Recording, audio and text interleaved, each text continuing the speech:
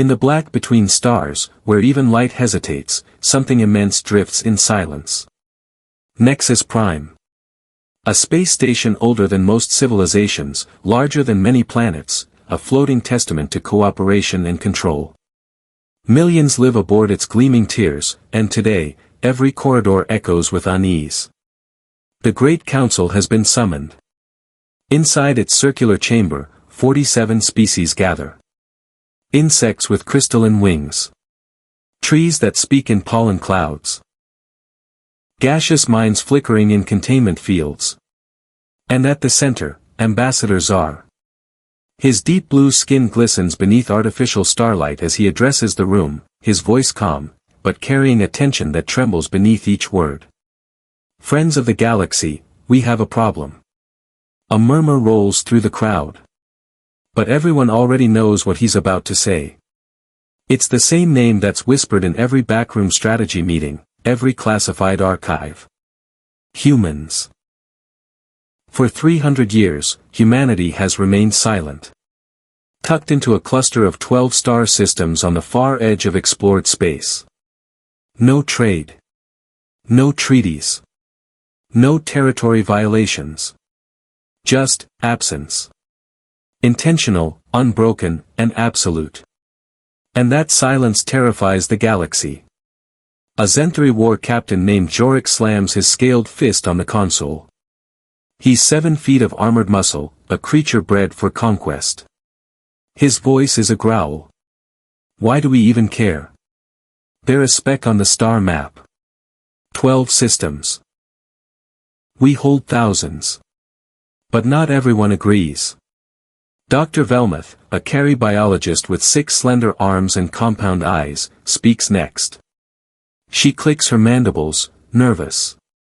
Because, Captain Jorik, they are the only species in the galaxy that has never been conquered. Never been assimilated. And never, in 3 centuries, been understood. The room stills. No one wants to admit it, but the stories are real. Every civilization, at some point, tried to contact, or subdue, the humans.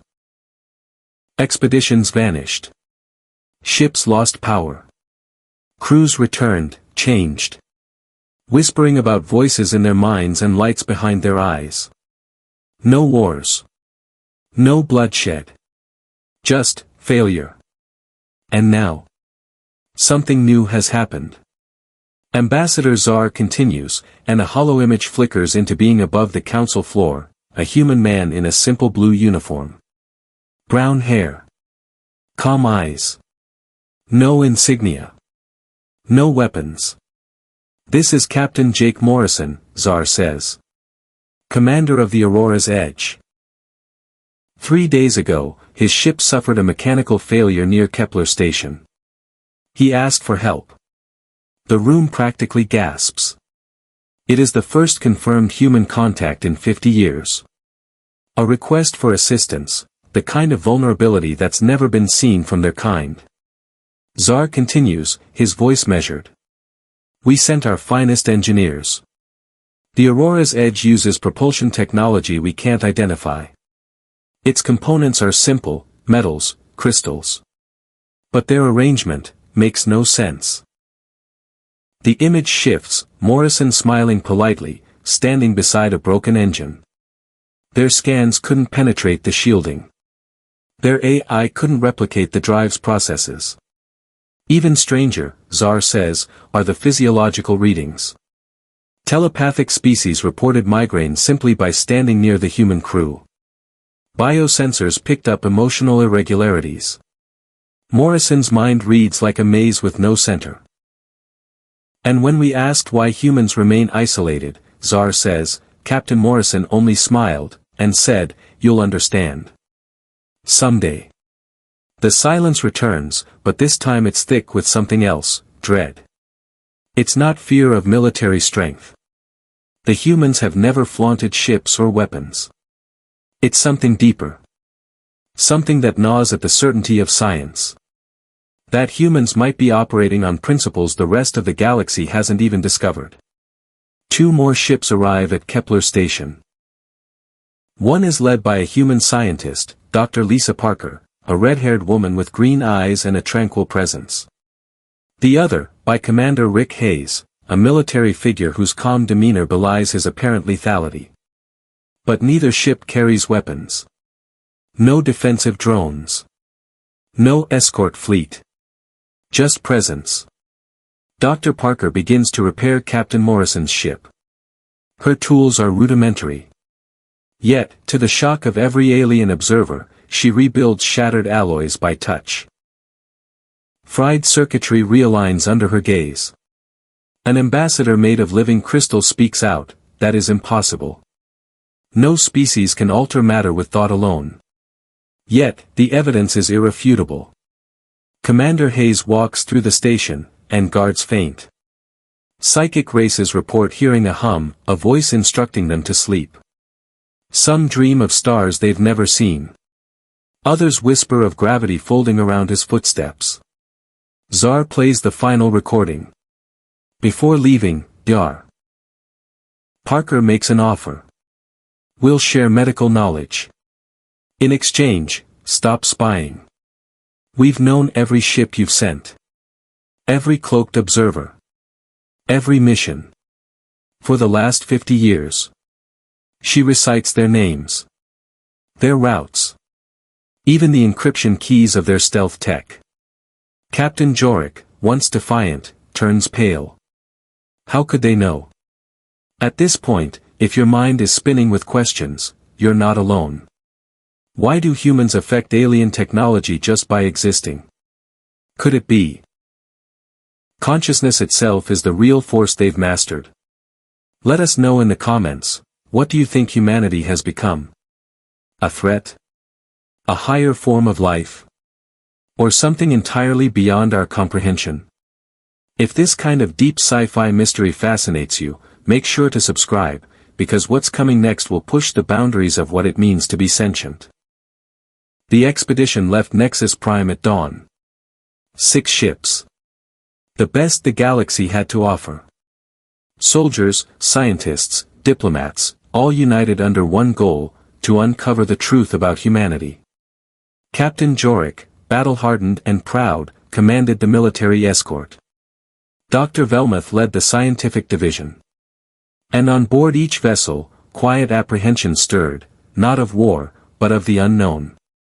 As they neared the edge of human space, the stars seemed different. Not darker. Not brighter. Just strangely present, as if watching. The region, labeled Sol 7, was supposed to be unremarkable. A border system with no known colonies, no orbital defenses, no trade lanes. Just a void. But Velmutha's scanners told another story. Space shouldn't look like this, she whispered, watching her instruments flicker. The vacuum, it's alive. Even Jorik, who trusted weapons more than readings, could feel it. An unease that grew louder the closer they came. Something unmeasurable. But undeniable. He ordered the fleet to power down weapons. A gesture of peace. But peace would not be enough. Without warning, 3 ships appeared. No ripple. No flare. No detectable jump signature. One moment space was empty, the next, they were there. Human vessels. Small. Unassuming. Almost antique. Unknown ships, a calm voice said over open frequencies. This is Lieutenant Danny Cooper, Human Defense Force. You've entered restricted space.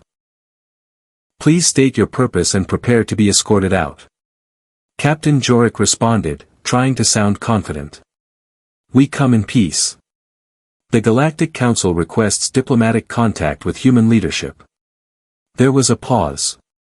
Your intent is noted, Cooper said. But no foreign ships may enter human space without authorization. And such permission has never been granted. Jorik turned to his tactical officer, Vector. Scan them. The Zenthuri's reptilian scales twitched. Sir, they're weak. Minimal shields. No significant weapon output. We could destroy them with a single volley. But Jorik's instincts screamed otherwise. Then why, he muttered, do I feel like we're the ones in danger? Dr. Velmuth interrupted. Captain, they know our crew's stress levels. Jorik blinked. That's impossible. But the human officer's voice returned. Elevated anxiety detected. Please try to remain calm. Strong emotions can cause complications in this region. Velmuth turned pale. He's right. I'm reading emotional signatures.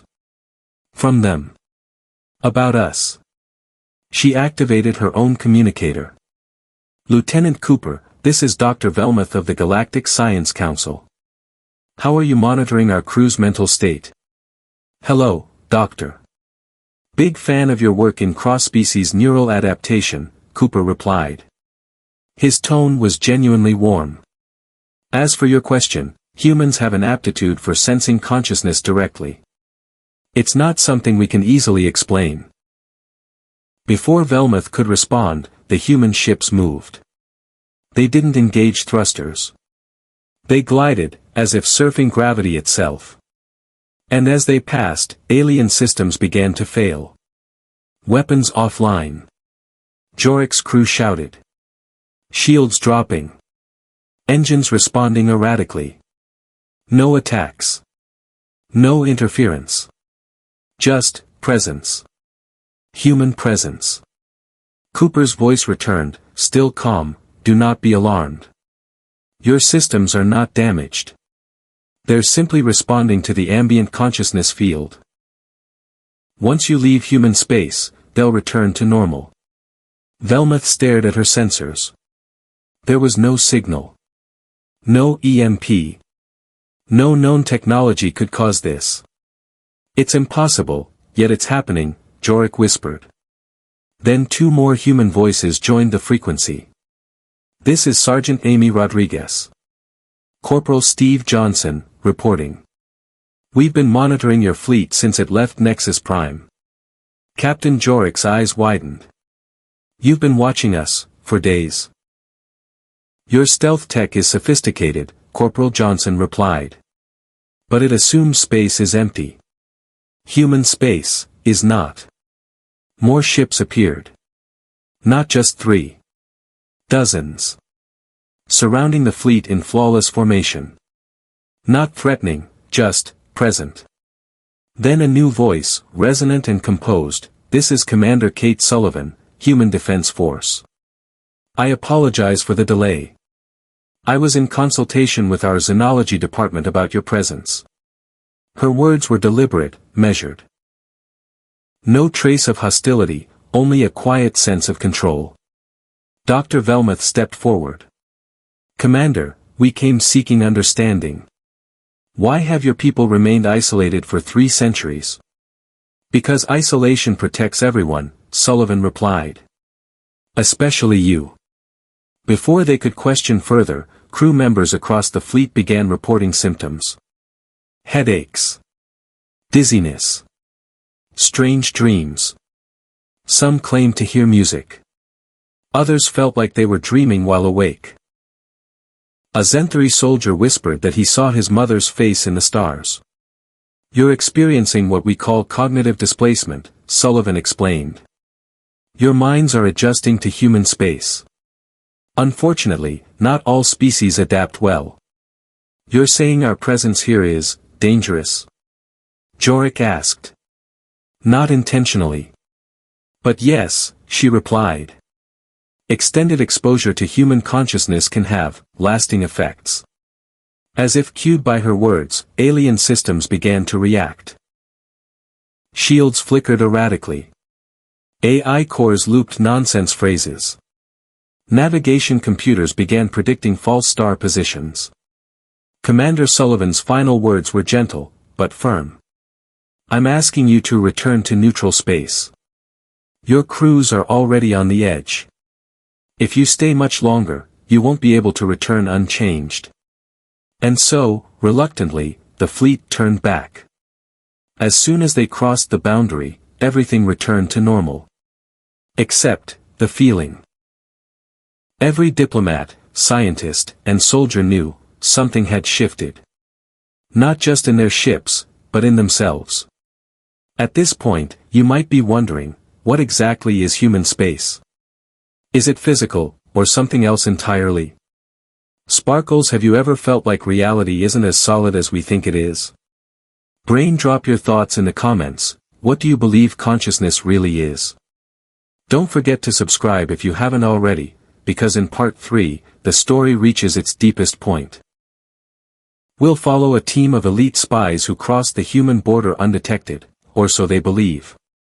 What they find on a colony world called New Texas will challenge everything the galaxy thinks it knows about evolution, intelligence, and reality itself. They called it New Texas, a strange name, faintly primitive, yet unmistakably human.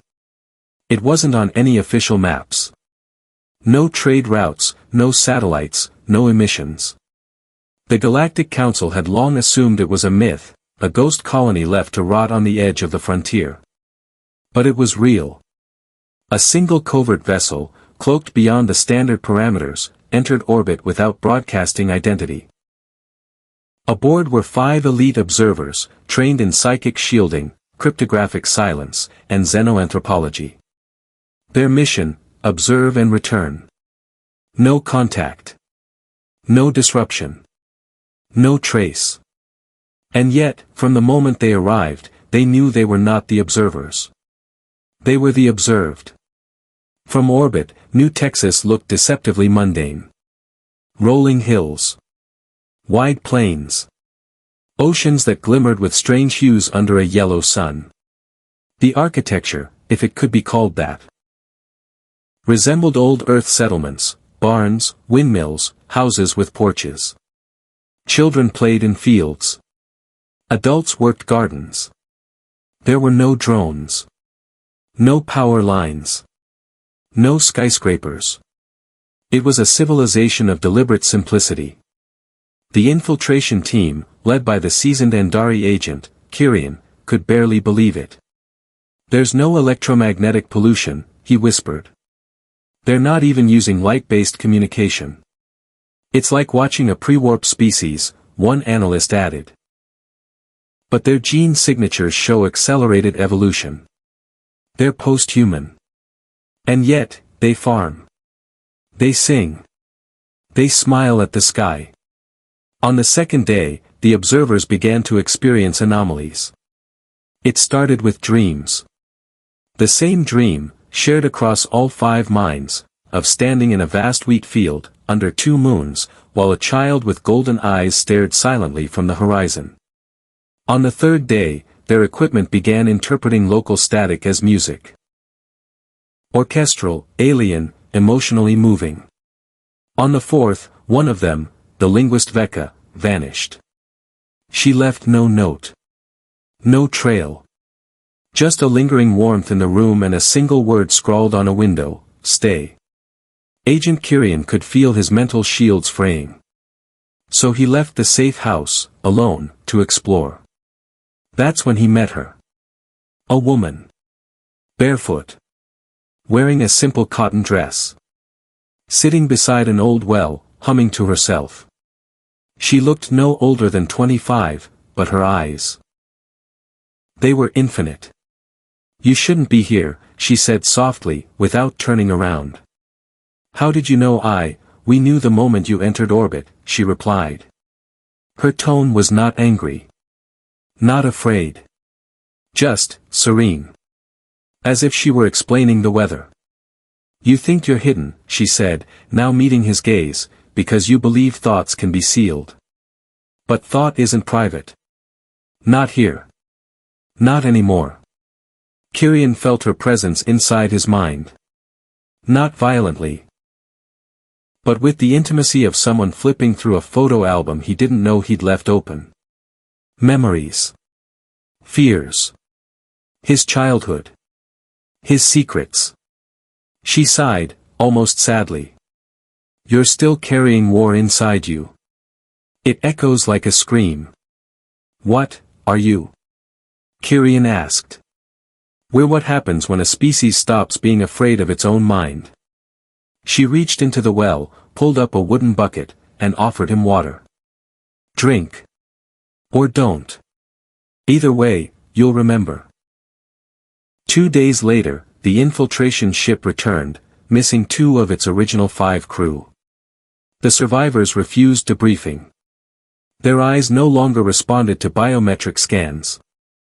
Their heart rates had synchronized. They spoke less, but when they did, their words seemed rehearsed, as if read from a shared memory. They described no technology. No weapons. No defenses. No data caches. Just a civilization at peace, so complete, so total, it felt alien. But one phrase from Agent Curion's report haunts the Galactic Council to this day: they are not protecting themselves from us. They are protecting us from what we might become, if we lose our fear too soon. What do you think is happening on New Texas? Are humans evolving into something post-physical, beings of mind and presence? Or is this the ultimate bluff, a kind of quantum defense built on perception itself? Drop your thoughts in the comments. What if consciousness isn't the end result of evolution, but the starting point of something far stranger?